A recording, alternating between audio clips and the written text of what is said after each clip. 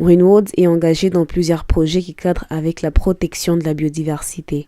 Actuellement, l'un de ses projets phares est celui des mouches soldats noires pour la gestion durable des déchets.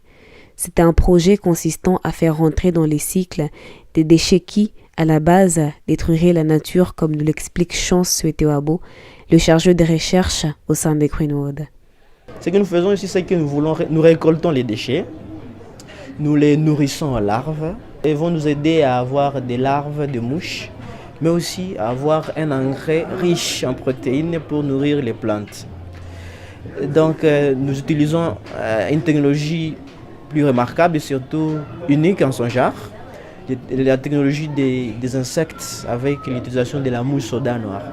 Cette mouche va pondre les œufs, va nous donner des larves qui ont un appétit vorace, qui en 3 jours, 4 jours, peuvent consommer autant de déchets possibles, comparativement au fait qu'aujourd'hui, conventionnellement, les déchets finissent dans des composts, dans des poubelles. Cela va prendre plus de 8 mois pour devenir engrais. Mais ici, chez nous, nous le faisons dans moins d'une semaine. Vous pouvez avoir un engrais bio pour nourrir les plantes, et surtout des larves pour nourrir les poules et les poissons. Tout commence ici. Chance met régulièrement les œufs des mouches soldats dans des bidons découpés qui leur servent de couveuses. Ici, elles passent quelques jours se nourrissant des restes de maïs avant de devenir des larves qui ne sont qu'à l'air des bœufs. À ces stades, elles peuvent manger tout ce qui est déchets biodégradables. Elles ont besoin de mauvaises odeurs et des chaleurs pour vite grandir. À 8 jours près, voici à quoi ressemblent les larves.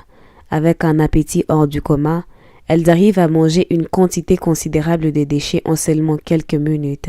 Qu'il s'agisse des déchets des poulaillers, des porcheries, des restes de nourriture, plus c'est pestilentiel, plus c'est bon pour leur accroissement.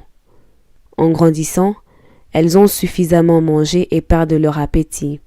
À ces stades, elles peuvent être données aux poules et aux poissons comme nourriture. Ces derniers qui en consomment grandissent beaucoup plus vite que la normale. Ce qu'il faut savoir, c'est que cette nourriture ici, elle est trop protéique.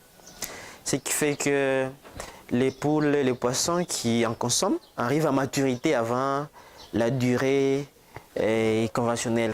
Pour par exemple ceux qui ont des poules pondeuses, vous avez une durée de ponte qui est élargie. Ça veut dire si la poule devait pondre pendant peut-être 3 jours, maintenant vous pouvez aller jusqu'à 5 et 1 semaine.